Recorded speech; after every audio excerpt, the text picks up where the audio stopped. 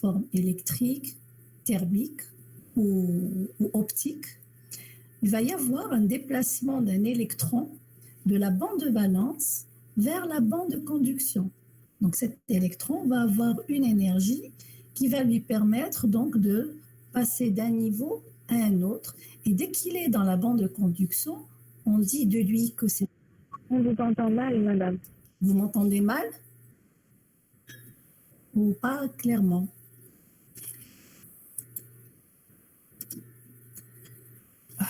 C'est quoi ça? Est-ce que vous m'entendez maintenant? Est-ce que c'est plus clair?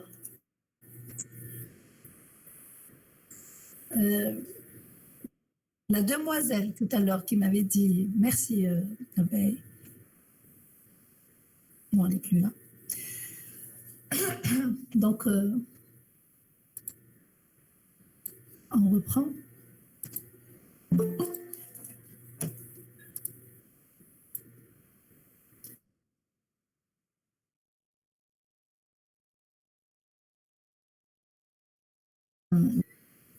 Donc, d'un niveau à un autre en fonction de l'apport énergétique externe qu'on va lui apporter.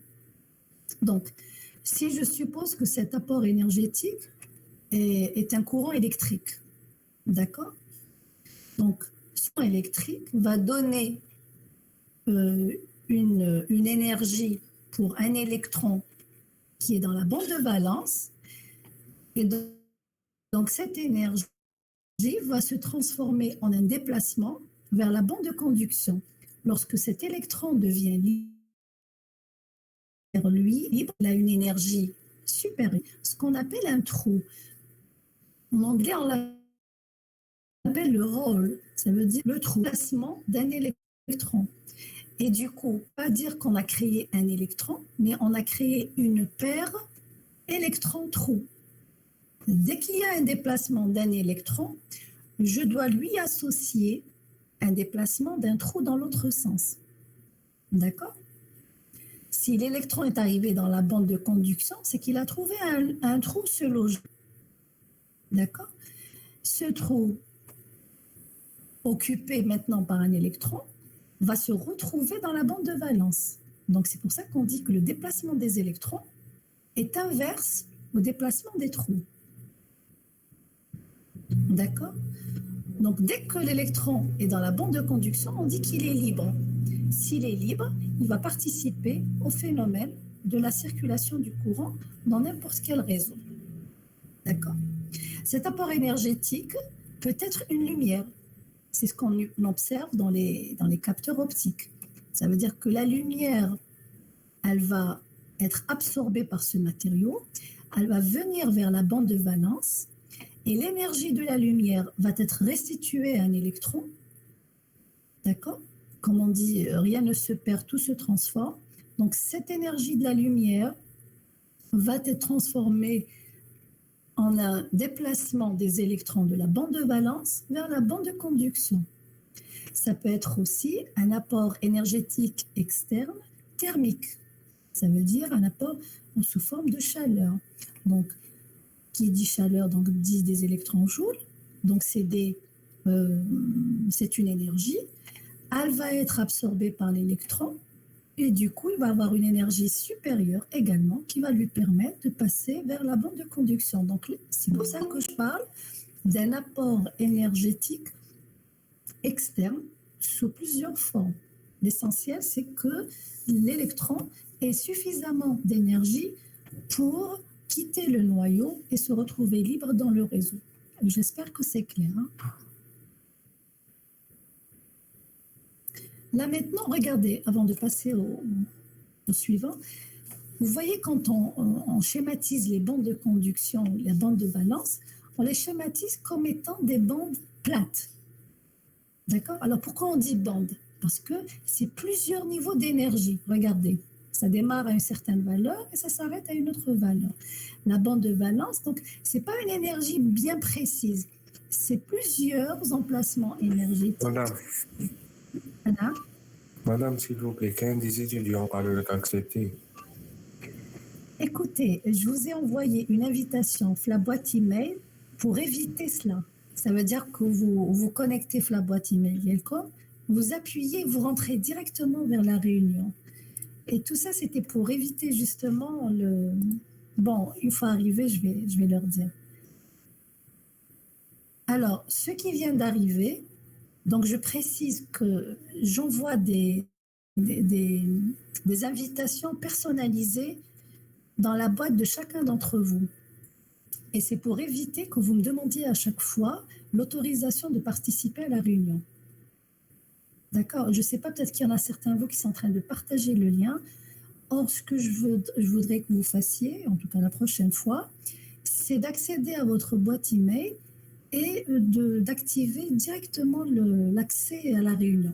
Ça m'évitera à chaque fois de couper le cours à chaque fois. Voilà, je vous remercie. Donc, on revient à ce qu'on disait. Donc, je précisais que la bande de valence n'est pas un seul niveau d'énergie. C'est un ensemble de points énergétiques. Il y a un minimum et un maximum. Vous le voyez ici. Donc, c'est large. Pareil pour la bande de conduction. On dit d'un électron qu'il est dans la bande de conduction à partir du moment qu'il franchit le seuil minimal.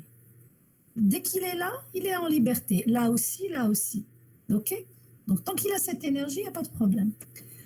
Donc, on revient maintenant à la réalité. Ben, en réalité, l'écart entre les deux bandes n'est pas si plat que ça. D'accord? Alors, on commence par ce schéma à gauche. Ici, je note que le gap est direct. Alors, regardez, tout ce que vous voyez ici, tout ça, c'est la limite minimale de la bande de conduction. D'accord? Ce que vous voyez là, c'est la partie maximale de la bande de valence. Est-ce que c'est clair ou pas?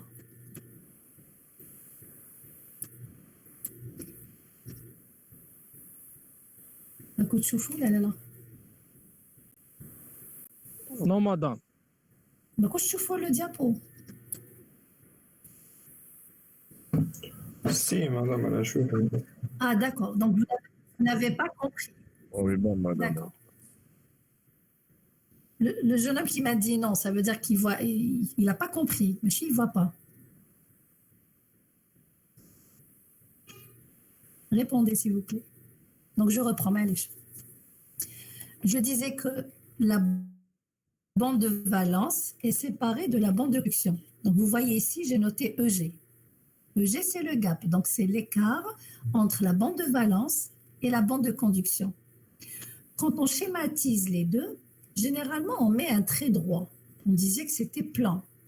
En fait, ce que j'essaie de vous expliquer via cette image, c'est qu'en fait, il n'en est rien. Ce n'est pas plat, mais c'est plutôt, vous avez ce qu'on appelle des vallées et des sommets. D'accord? Comme dans les montagnes, vous avez les sommets des montagnes et des vallées. Donc, c'est pareil pour les limites de la bande de valence. Elle n'est pas plane. Et pareil pour la bande de conduction. Vous voyez, il y a des sommets, il y a des vallées, des creux, et ainsi de suite. Donc, c'est propre à chaque semi-conducteur. Maintenant, pour définir, vous allez me dire alors, comment on va définir l'écart entre les deux bandes? Est-ce qu'entre ces deux points? Non. On va définir l'écart du gap entre deux domaines d'énergie, à savoir la bande de valence et la bande de conduction, entre le minima d'une bande de conduction et le maximum de valence. D'accord? Ici, vous avez le maximum est ici. Le minimum de la bande de conduction est là. Donc, l'écart d'énergie entre les deux, c'est le gap de ce semi-conducteur. Et quand ces deux minima et maxima sont face à face par rapport au vecteur d'orientation du cristal, par rapport à l'orientation du cristal, on dit que ce gap est direct. C'est pour ça que je l'ai noté gap direct. OK? Si jamais Vous voyez ici la limite sur le côté droit. Vous voyez la limite de la bande de conduction. Je suis en train de les suivre. Vous les voyez? Et la bande de valence, son sommet est là. Donc, le sommet de la bande de valence est ici. Or, le minima de la bande de conduction, il est plus loin. Si vous voulez, ils ne correspondent pas au même vecteur sur l'axe des X. Les deux points ne correspondent pas au même vecteur d'orientation. D'accord? Dans ce cas, je vais dire que ce gap est indirect. Alors, vous allez me dire, c'est quoi ce gap direct et gap indirect? Où est la différence? Pour l'instant, c'est juste deux domaines d'énergie qui sont séparés par un gap. Alors, je viens au premier cas. Lorsque le gap est direct, on sait très bien que le chemin le plus court pour qu'un électron passe de la bande de valence à la bande de conduction, c'est qu'il choisit le chemin le plus court. Donc, il va aller au sommet de la bande de valence pour traverser le chemin le plus court, comme je le disais. Donc, le chemin le plus court, c'est entre le sommet de la bande de valence et la vallée ou le minimum de la bande de conduction. Et là, le déplacement peut se faire. Alors, je m'explique. Sur l'axe des X, vous avez ce qu'on appelle les orientations cristallographiques. Et sur ce point, je ne voulais pas m'étaler déjà la dernière fois, mais ce qu'il faut savoir, c'est qu'il y a des orientations cristallographiques, c'est-à-dire la façon comment sont empilés les atomes les uns auprès des autres, qui favorisent le déplacement des électrons. Donc, lorsque les deux sommets sont face à face, ça veut dire qu'ils sont sur le même vecteur d'onde, K, on le note K. Donc, quand il s'agit du même vecteur d'onde, vous avez les électrons qui se déplacent facilement. OK? C'est la seule façon de se déplacer. Un électron ne peut pas aller dans ce sens. Il doit suivre le vecteur d'onde. Parce que c'est le cristal qui l'oblige à circuler ainsi. Donc, si j'ai compris ce cas, je vais poser la question ici. Le chemin le plus court, c'est passer du maximum de la bande de valence vers le minimum de la bande de conduction. Et je viens de dire que l'électron se déplace toujours en perpendiculaire. Ça veut dire lorsque les deux points ont le même vecteur d'onde, la même orientation. Or ici, je n'ai pas la même orientation. Ce n'est pas le même point par rapport à l'axe des X. Donc, comment il va faire cet électron pour se déplacer? En fait, il lui faudra plus d'énergie. Il va passer vers ce point pour dégringoler après vers la vallée de la bande de conduction. Je sais que c'est une nouvelle notion. J'admets que peut-être certains d'entre vous n'ont pas encore compris, mais s'il y en a des questions, je me ferai un plaisir de vous répondre. Alors, y a-t-il des questions?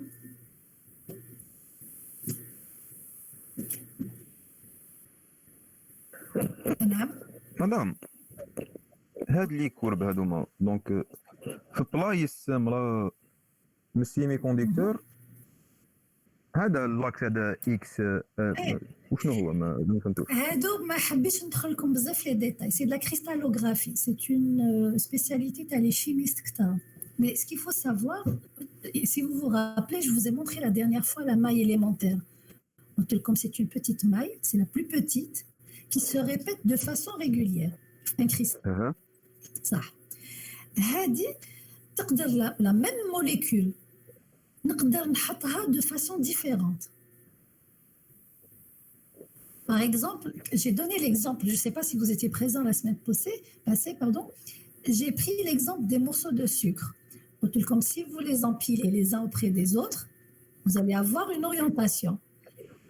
Et j'imagine que le morceau de sucre voit la maille élémentaire. Jusque-là, c'est clair. Supposons que le morceau de sucre nous ما نحطوش à plat sur la partie la plus large. Je vais le mettre sur le côté et je vais empiler. J'ai toujours un cristal. Vous êtes d'accord, Maïa? Oui. La vue aérienne que j'avais في le premier cas ou le deuxième cas, ماشي كيف كيف. Oui. Hein? Pour le premier cas, je voyais la surface la plus large, le foc. Oui. Pour le deuxième cas, je vois la partie la moins large. Et pourtant, c'est la même maille élémentaire, c'est le même composant. La molécule, هي. بصح la façon كيفاش راني نشوف فيها qui diffère. Donc, c'est ce qu'on appelle l'orientation cristallographique. Le même composant, نقدر نعطيله une orientation différente selon le nombre de faces اللي عنده. Il a عنده 6 faces, j'aurai 6 possibilités de l'orientation. فهمتني؟ Oui, donc على حسب l'orientation تاع هاد الموليكول يعطيك هاد لا كورب هادي. Voilà. Est-ce que vous voyez, Naya, 1, 0, 0, 1, 1, 1, c'est en fait ces orientations. Là, je le 1 au 0, le 1 correspond à la présence de l'atome, au 0 correspond à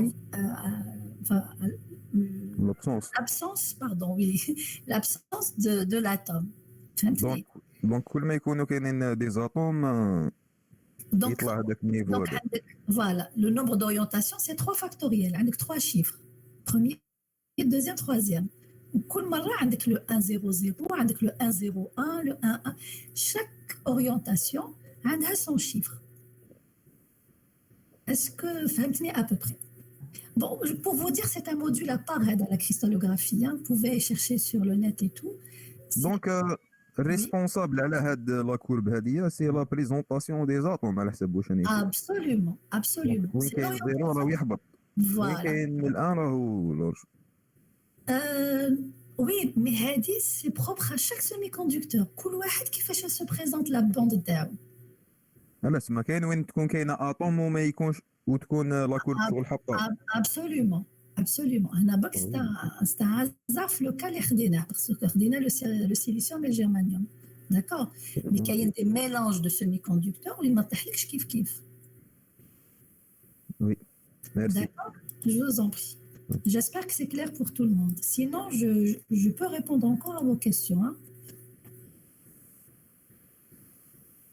Donc, pour résumer, on a des semi-conducteurs à gap direct et des semi-conducteurs à gap indirect. Ce que je viens d'expliquer à votre camarade, c'est ce qu'on voit ici sur l'axe des X. On appelle le vecteur d'onde. Il est en fonction de l'orientation, comme je viens de l'expliquer. Donc, qui compte le minimum de la bande de conduction correspond par rapport au vecteur d'onde. Hein, si par rapport à l'axe des X, il correspond au même point, tous les deux, on parle d'un gap direct. Donc la circulation de l'électron va se faire directement du maximum au minimum de la bande de conduction. Si ce n'est pas le cas, et on vient de dire que l'électron se déplace à condition qu'il garde toujours le même vecteur d'onde. Et dans ce cas, on voit bien que ce n'est pas possible. Donc, il va lui falloir, le gap indirect, il va lui falloir plus d'énergie, d'accord? Le point là, et se retrouver après la vallée correspondant ici au minimum de la bande de conduction. Maintenant, pourquoi on essaie de les différencier en gap direct et en gap indirect? En fait, c'est une autre façon de trouver les applications. Par exemple, le gap direct est plus favorable pour les composants électroniques. Pour le gap indirect, l'utilisation les capteurs optiques. On les utilise plus pour leur sensibilité à la lumière. Donc, c'est une façon aussi de les répertorier en semi-conducteur à gap direct et en semi-conducteur à gap indirect. Voilà. Donc, après, on verra chacun son utilisation dans les domaines des capteurs ou des composants électroniques, etc. OK? Si vous avez des questions, je vous écoute. D'accord? Donc, on va passer au suivant. Alors là, normalement, on va juste rafraîchir quelques notions sur les semi-conducteurs intrinsèques. La dernière fois, j'ai posé la question, quel était un semi-conducteur intrinsèque? Et certains m'ont dit, donc, c'est un semi-conducteur qui n'est pas dopé. D'accord. Donc, s'il n'est pas dopé, par exemple ici, on prend toujours le cas du semi-conducteur. C'est le plus simple. Alors, pourquoi le silicium? Parce que d'abord, l'électronique du silicium est simple, sa structure est simple, elle est cubique, à face centrée, donc il n'y a aucun problème pour la formation des cristaux de silicium. Son abondance, parce qu'il faut savoir qu'il est extrait du sable, d'accord? Et puis sa facilité d'utilisation, et puis il n'est pas cher. Parce qu'il faut toujours savoir qu'en électronique, on essaie toujours de voir le rapport qualité-prix, c'est-à-dire on cherche des composants performants, mais aussi à moindre coût. Voilà en gros pourquoi l'utilisation du silicium. Donc si vous regardez bien sur la partie gauche, le silicium à 0 Kelvin, qui correspond à 27 degrés, c'est la température ambiante, on peut considérer que c'est un composant isolant. Vous voyez très bien, vous avez tous les atomes plutôt liés les uns aux autres et vous n'avez aucun électron libre. Tout est figé. Vous avez autour de chaque noyau 8 électrons. Vous avez à deux autres, 2. Avec l'autre 2, 2. Donc vous avez toujours à la périphérie du noyau, vous avez les 8 électrons. Donc on peut dire que le silicium à 0 Kelvin ou à température ambiante, savoir 27 degrés, il se comporte comme un isolant. D'accord. Maintenant, on va passer à 300 Kelvin. 300 Kelvin, c'est combien à peu près?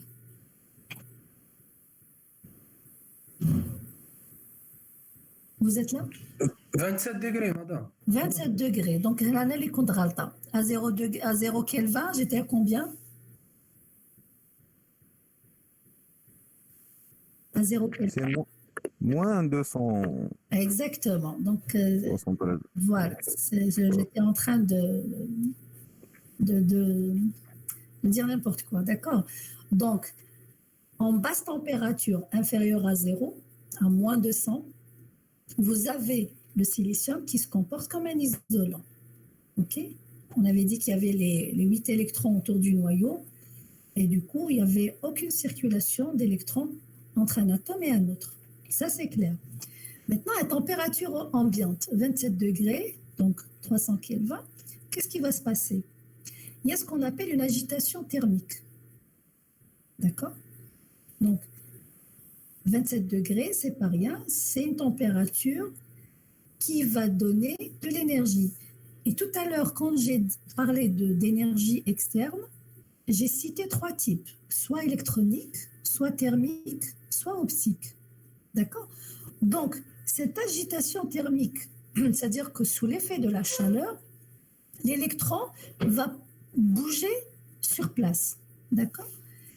Le fait de bouger va lui permettre, s'il est loin du noyau, et c'est le cas pour le silicium, cette petite énergie va lui permettre de sortir du noyau, enfin de l'attraction du noyau. En se libérant, il va laisser derrière lui, bien entendu, un trou libre. D'accord? Donc, si je compte pour ce premier cas, un électron libre, j'ai un trou libre. Donc, si je compte le nombre d'électrons et le nombre de trous, il est identique. Ce qui me permet de dire que la densité des électrons est égale à la densité des trous. La densité étant le nombre d'électrons par centimètre cube. Il ne faut pas oublier que le cristal, il est sur il a une forme quand même géométrique à trois axes, x, y et z. C'est pour ça qu'on parle d'un volume. Donc, vous avez le nombre d'électrons par centimètre cube qui est égal au nombre de de trous par centimètre cube. Et qu'on note la densité d'électrons petit n est égale à petit p est égale à NI. NI étant la concentration intrinsèque. Et vous voyez très bien, elle ne dépend que de la température. C'est-à-dire, il y a ni G dopé, c'est-à-dire le niveau de Fermi est toujours le même, il est toujours au milieu de la bande interdite. D'accord ? Je n'ai pas ajouté une polarisation et je n'ai pas dopé. Donc, le seul élément qui a fait qu'il y a ce nombre d'électrons qui bougent dans le réseau, c'est la température. Donc, petit n, la densité d'électrons, va être égale à la densité des trous et elle dépend uniquement de la température. Plus la température augmente, plus le nombre d'électrons qui sont libres dans le réseau va augmenter. Et comme ils sont identiques, on va les noter NI. NI, c'est la concentration des porteurs intrinsèques et qui dépend uniquement de la température. Avez-vous des questions?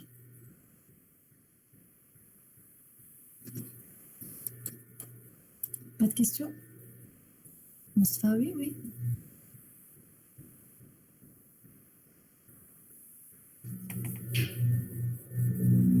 Non, pas de questions alors.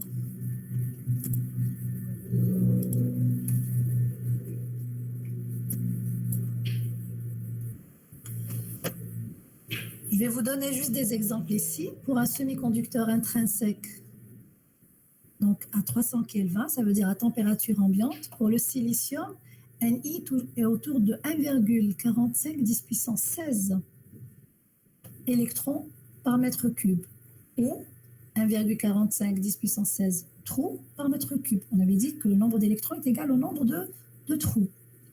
Pour l'arséniure de gallium, qu'on note GAS, donc c'est de l'arséniure de gallium, le NI est égal à 1,79 10 puissance 12 par mètre cube. Donc vous voyez déjà qu'avec le silicium, je pars avec un léger handicap. Vous allez me dire lequel. Les relais, pourquoi j'utilise le silicium au lieu de l'arséniure de gallium?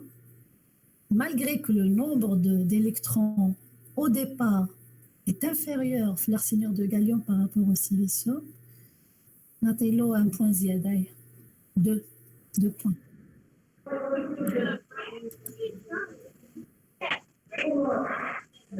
نظم السيليسيوم صعب بس نبداو كاين بزاف منه نعم اسلام كاين بزاف منه السيليسيوم كاين بزاف منه صعب le silicium pourquoi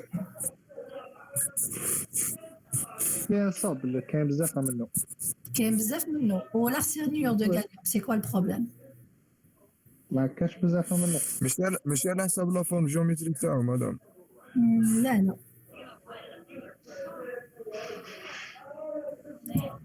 ماشي على الانرجي تاعو مدام.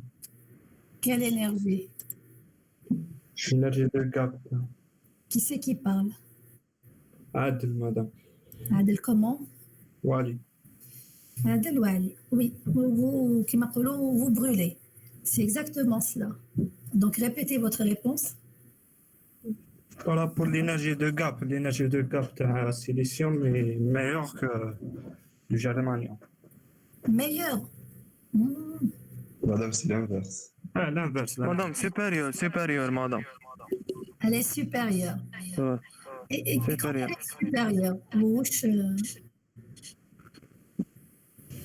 pourquoi c'est Conjonction, la conjonction par rapport aux autres composants. la conduction thermique par rapport aux autres composants? Non. Madame, l'énergie, l'une est directe et l'une est indirecte.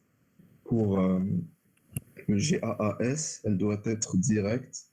Et pour le silicium, peut être indirecte. Ce qui fait que l'énergie de gap, elle est plus petite pour le GAAS que pour le silicium. Mais après, je vais l'utiliser pour, c'est-à-dire, par exemple, l'optique, ou l'autre, je vais l'utiliser pour l'électronique générale. Ça ne change en rien, l'utilisation. Ce qu'il faut savoir, c'est que le gap, le silicium, il est plus important que celui de l'arsénure de gallium. Alors, déjà, le premier point qui m'appelle Islam, je crois, parce qu'il est moins cher, c'est vrai. Le fait d'utiliser de l'arsénure de gallium, non seulement j'utilise deux matériaux rares, l'arsénure et le gallium, mais en plus, je dois en faire un matériau. Ça veut dire qu'il faut fabriquer le mélange des deux. D'accord? Donc, c'est plus de coûts. Troisièmement, le gap, quand il est légèrement grand, c'est mieux. Pourquoi? Parce que je maîtrise l'isolation, c'est-à-dire que je maîtrise le moment de rendre ce semi-conducteur isolant. Si le gap est très faible, je peux avoir des effets externes, que ce soit de la température ou l'acoustique ou là, qui va créer une conduction alors que le signal تاعي مازال ما بعثوش. Est-ce que فهمتوني؟ Madame, j'ai une question. نعم. Madame, pour l'énergie de gap, c'est une énergie qu'on fournit nous-mêmes. L'énergie du gap, L'énergie du gap, madame, pour que. c'est le minimum qu'on peut fournir Ah, voilà, pour qu'il y ait pour une qu'il y ait conduction. conduction. Voilà. Et si le gap est trop grand, donc on fournit plus d'énergie. Donc un akhasala monsieur. S'il est trop grand, un khasret, oui. Mais pas trop. C'est-à-dire qu'il faut faire un compromis. Il ne faudrait pas que ce soit trop faible. Après, ça dépend de l'utilisation. Où est-ce qu'on va utiliser ce composant? S'il y a beaucoup de perturbations dans l'environnement du capteur ADA ou de l'élément, s'il y a beaucoup de perturbations, il vaut mieux miser sur un gap large. D'accord? Ou là, miser sur une très bonne isolation du composant. Bien.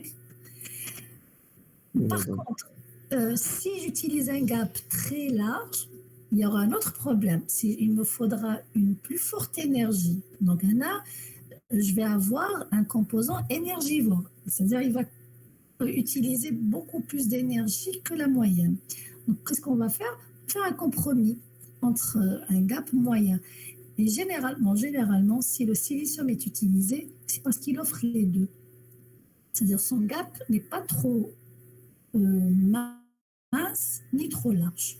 Donc c'est un gap sur lequel on peut jouer et surtout qu'on peut faire varier, on verra par la suite, en fonction du dopage. D'accord? D'accord, madame, merci. Les ma femme, je suis une femme.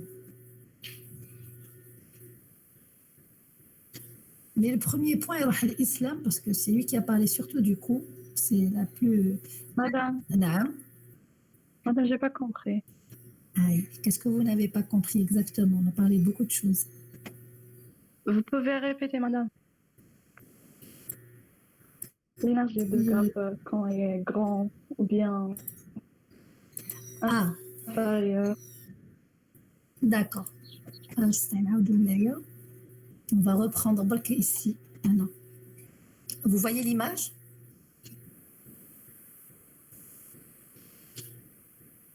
Mademoiselle, l'image est claire pour vous?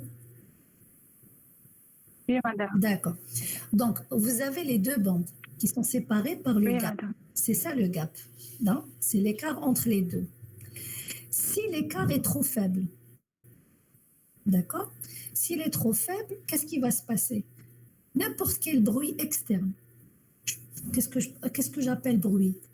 N'importe quel apport énergétique, les machines d'achal l'étude que je veux faire. D'accord? Par exemple, je veux mesurer de la lumière et je vais avoir de la température. La température, c'est une forme d'énergie. Elle peut me faire déplacer mes électrons. Si les deux bandes sont très proches, tout ce qui est bruit, ça veut dire tout ce que je ne veux pas analyser, va pouvoir faire déplacer des électrons. Et lorsque je suis en train de faire une étude, je vais récolter un courant. Et par erreur, je peux dire que ce courant est dû, par exemple, à la lumière que je suis en train de mesurer. Or, c'est la température qui m'a créé ce courant. Qui m'a maintenant semi-conducteur intrinsèque fait une forme de courant. On est d'accord. Le Ni, c'est un nombre d'électrons. S'il y a des électrons, ça veut dire qu'il y a conduction. D'accord? Ce qui l'a causé, c'est la température. Et pour l'instant, c'est un bruit. Donc, je répète que le bruit, c'est tout ce que je ne veux pas mesurer. Donc, il va venir, je vais le mesurer en pensant que c'est la valeur de la mesurante que je suis en train d'étudier, alors que ouais, donc c'est un bruit que je suis en train de mesurer. Ça n'a rien à voir avec l'information que je cherche. C'est pour ça qu'il faudrait choisir des gaps un peu larges. Donc ça, c'est par rapport au bruit. Donc, ça, qui m'appelle votre camarade, très large aussi, ça veut dire qu'il va me falloir une énergie très grande pour qu'il passe de la bande de valence vers la bande de conduction. Et pour avoir cette énergie, il faut avoir une consommation en tension, en courant, etc. Donc, si je vais créer un composant énergivore, ça veut dire qu'il consomme beaucoup d'énergie et je ne suis pas gagnante non plus dans ce cas. Donc, qu'est-ce que je fais? Je vais choisir un gap entre les deux, ni trop faible, ni trop large. Lorsqu'il est trop faible, je vais mesurer tout ce qu'il y a autour de moi. Si c'est un capteur de lumière, ben je vais être en train de mesurer et la température, et les bruits acoustiques, et tout ce que vous voulez. Je ne suis pas en train de mesurer la lumière. Par contre, s'il est trop large, à ce moment-là, il va consommer beaucoup d'énergie et aussi, dans ce cas, ça ne m'arrange pas. Parce qu'un bon capteur ou un bon composant, il faudrait qu'il soit fiable, qu'il soit très sensible, mais qu'il soit aussi moins coûteux, donc également moins consommateur d'énergie. Est-ce que c'est plus clair, mademoiselle?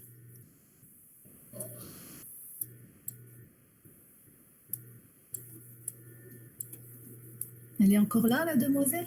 Rahat. Oui, madame, merci. Ok. Donc, ce que je voulais vous montrer tout à l'heure, c'est ça. Regardez, le nombre d'électrons qu'il y a déjà dans le semi-conducteur. Oui, madame, merci. Merci à vous.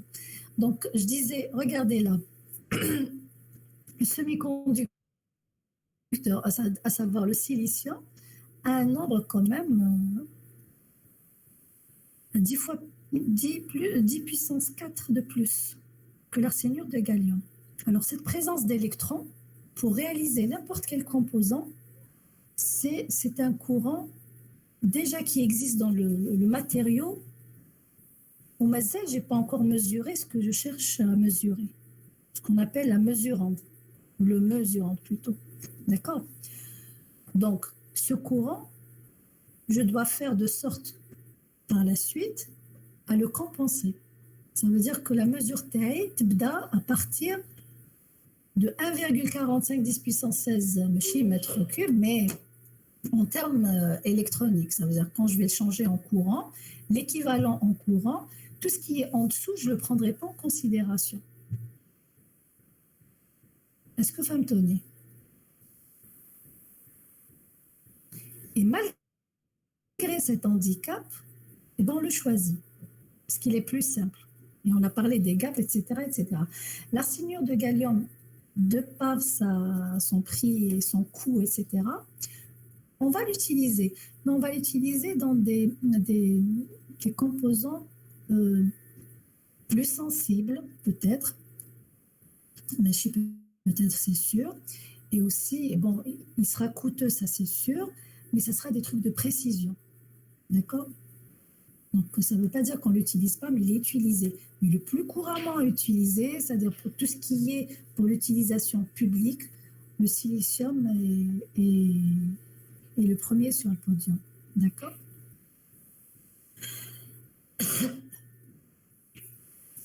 Y a-t-il des questions?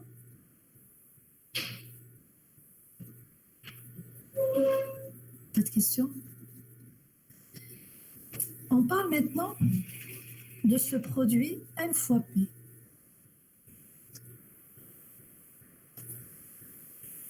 Ce qu'on appelle la loi d'action de masse, c'est quoi? C'est le fait que le produit N fois P est toujours constant. Si vous avez N qui augmente, P doit diminuer, et vice-versa. Vous ne pouvez pas trouver, soit ils sont identiques, soit l'un augmente au dépend de l'autre, et ainsi de suite. L'essentiel, ce qu'on appelle l'effet de compensation dans un semi-conducteur intrinsèque, c'est que le produit N fois P est toujours constant.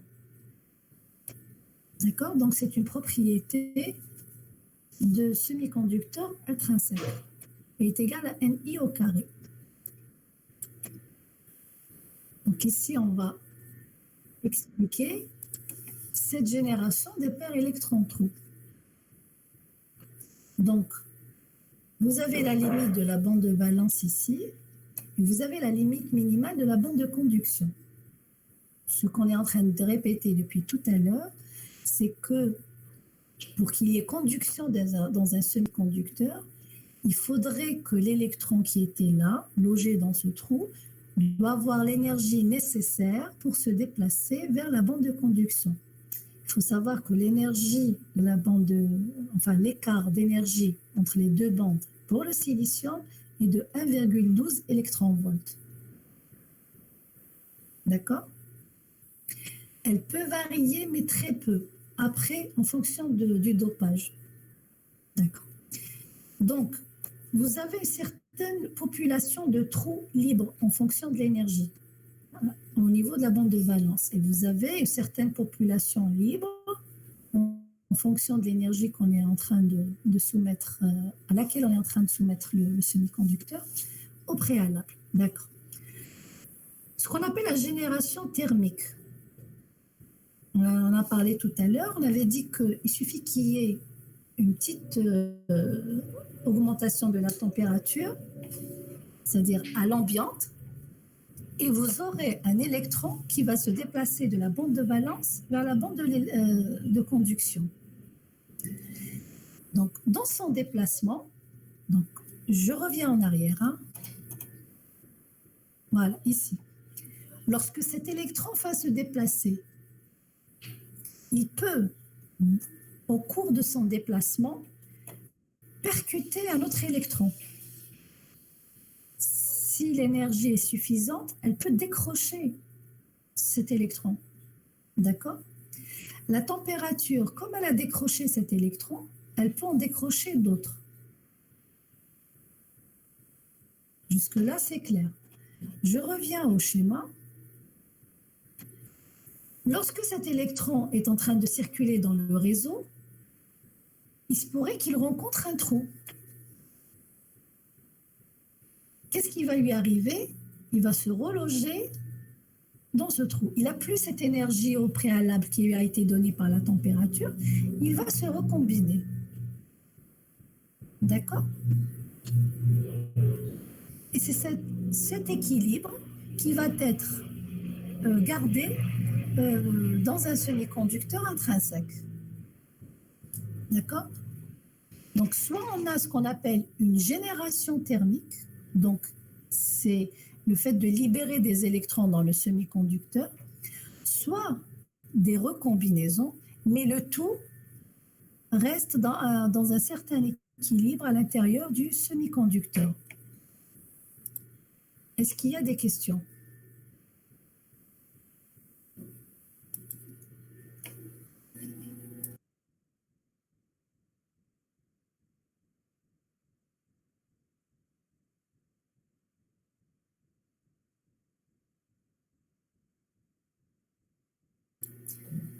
Alors, votre silence, c'est soit vous avez très bien compris et je suis contente, soit vous n'avez rien compris.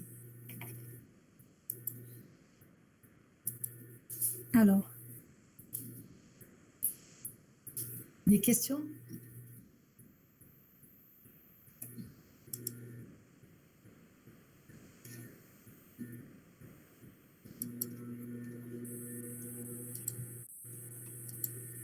Pas de questions? Donc, je continue.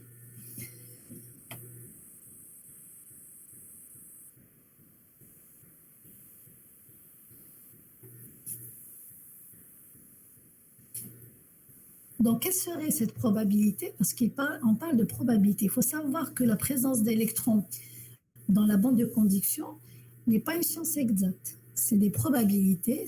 c'est comme vous l'avez vu déjà avant, c'est des probabilités, c'est des statistiques qu'on fait pour calculer à partir des formules.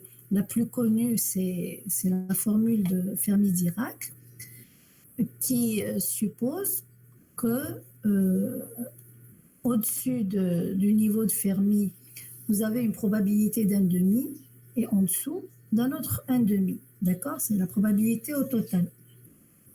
Alors, la probabilité d'occupation par un électron d'un niveau d'énergie quelconque est donnée par cette formule qu'on appelle la fonction, plutôt la formule de Fermi-Dirac.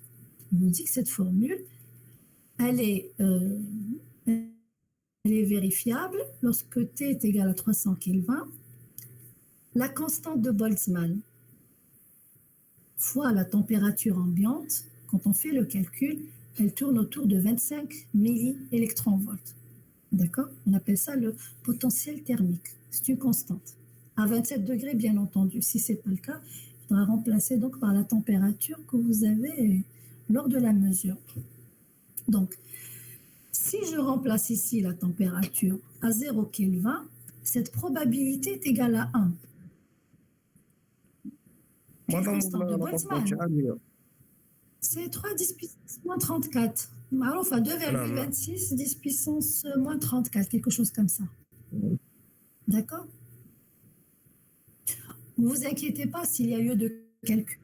Bien entendu, les constantes, je les donne, les examens. Oui, qui pose la question. Oui. S'il vous plaît, quelle est l'énergie de Fermi et E a dit qu'elle représente quoi? E, c'est l'énergie du niveau de Fermi. E moins EF, madame. E, l'énergie de Fermi. Ça, c'est l'énergie occupée par l'électron. Et ça, c'est l'énergie de Fermi. Le niveau de Fermi. Le niveau de Fermi, lorsque le semi-conducteur est intrinsèque, c'est un niveau qui est en milieu de la bande interdite. Monsieur, vous êtes là? Oui, madame. Merci, c'est bon, j'ai compris. Moi, je pars du principe que vous avez déjà vu tout ça, là. En gros. Mais j'avais un petit doute. Non, parce que Anna, je suis en train de parler de Fermi, peut-être que vous ne l'avez pas fait. Donc, ça a été fait. Non, c'est déjà fait, c'est déjà voilà. fait. Voilà, d'accord. Donc je reprends. Pour la probabilité, elle est en fonction des énergies et de la température, ça c'est clair.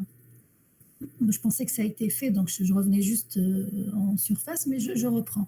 Est égal à 1 sur 1 plus exponentielle de l'énergie qu'on veut mesurer à un point X, d'accord, moins l'énergie de Fermi. L'énergie de Fermi, c'est celle qui est placée au milieu de la bande interdite.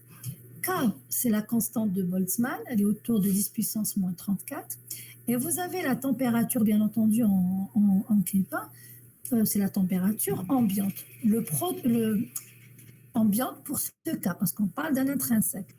Cette température multipliée par la constante de Boltzmann, donc vous pouvez le faire chez vous, vous prenez la constante de Boltzmann, vous la multipliez par 300 Kelvin, vous trouverez quelque chose autour de 0,025 électronvolts, soit 25 milliélectronvolts. D'accord? On appelle le potentiel thermique. Ça. Si, plutôt à 0 Kelvin, cette probabilité est égale à 1. Ça veut dire quoi? Que tous les états des énergies au-dessus du niveau de Fermi sont occupés. Et en dessous, tout est vide. C'est ça la probabilité. Hein? D'accord? La probabilité d'occupation passe à 5% si on est légèrement au-dessus de l'énergie de Fermi. Ça veut dire autour de l'énergie de Fermi plus 3 fois kT, c'est-à-dire 3 fois le potentiel thermique. Elle passe à 5%. Donc, ce que me permet cette formule, c'est de trouver à chaque fois le nombre de niveaux occupés. On voit très bien que si le niveau ici baisse, automatiquement, dans l'autre côté, ça va augmenter. Et vice-versa. Donc, ça rejoint la loi de masse qu'on avait vue tout à l'heure, que l'équilibre est toujours gardé entre le nombre de trous et d'électrons. Si l'un augmente, l'autre diminue, et ainsi de suite. L'essentiel, c'est que le produit N fois P est toujours égal à une constante. Donc, cette fonction de Fermi-Dirac vient juste appuyer la loi de conservation qu'on avait vue sur le diapo précédent. Pas de questions? Maintenant, on va aller vers la définition électronique du semi-conducteur intrinsèque. C'est quoi? Donc, vous avez ici le niveau de Fermi qui divise la bande interdite en deux. D'accord? Si je veux connaître le niveau de Fermi, c'est en fait EG sur 2. Si je n'ai pas le gap, il suffit de calculer l'écart EC moins EV, qui est un écart d'énergie qui est le gap. Je divise par 2 et j'ai l'énergie qui correspond au niveau de Fermi. On avait dit tout à l'heure qu'il y avait une densité des électrons dans la bande de conduction et une densité de trous dans la bande de valence. La variation des deux, on sait que l'une se fait au dépend de l'autre. L'essentiel, c'est qu'on a grand N, c'est la densité d'état énergétique, d'accord?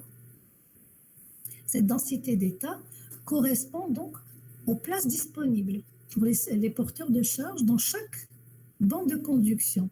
Ça veut dire que dans ce semi-conducteur, tant qu'il est intrinsèque, NC est constant.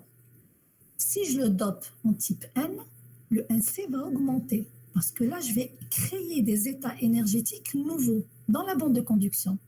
Si par contre, je le dope type P, ce NV va augmenter parce qu'en dopant avec des impuretés positives, je suis en train de rajouter des états dans la bande de valence. D'accord? Mais pour calculer le nombre d'électrons maintenant en intrinsèque, on n'est pas encore à doper le semi-conducteur. NC est constant, NV également. Et la formule qui va me donner le nombre d'électrons ou la densité des électrons, c'est NC, ça veut dire la densité d'état énergétique, fois l'exponentielle de moins delta EN étant l'écart entre le niveau de Fermi et le niveau de conduction. Pardon. Et pour ce qui est du nombre de porteurs positifs, il va dépendre de l'écart entre la bande de valence et du niveau de Fermi sur le potentiel KT. Madame, s'il vous plaît, pardon, j'ai une question. Oui. Madame, vous avez dit que si on n'a pas le gap, on va calculer la différence. On va faire EC moins EV divisé par 2. Pour avoir le niveau de Fermi, si je divise par 2. Hein. Oui, voilà, justement, c'est quoi la différence, madame? Pourquoi on divise par 2? C'est quoi qu'on divise?